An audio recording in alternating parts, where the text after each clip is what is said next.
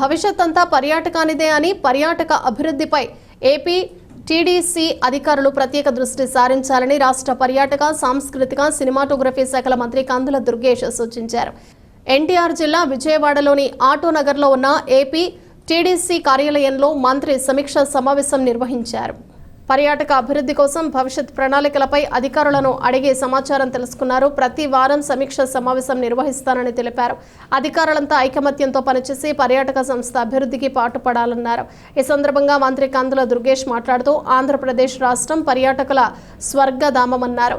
రాష్ట్ర పర్యాటకంపై social media ద్వారా విరివిగా ప్రమోషన్లు చేయించాలని అధికారులకు సూచించారు. క్షేత్రస్థాయి పరిశీలనకు వెళ్లాలని ఆదేశించారు. పర్యాటక ప్రాంతాల్లో నెలకొన్న సమస్యలపై దృష్టి సారించి త్వరితగతిన పరిష్కరించాలని చెప్పారు. Eco tourism, adventure tourism, temple tourism, agri టూరిజంపై దృష్టి సారించాలన్నారు. ప్రముఖ సంస్థలతో మాట్లాడి పెట్టుబడులు పెట్టేలా ప్రోత్సహించాలన్నారు.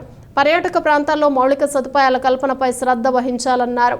ఎఫ్డీసీతో సమన్వయం చేసుకుని థియేటర్లలో పర్యాటకంపై లఘు చిత్రాలు ప్రదర్శించేలా చర్యలు తీసుకోవాలని మంత్రి సూచించారు.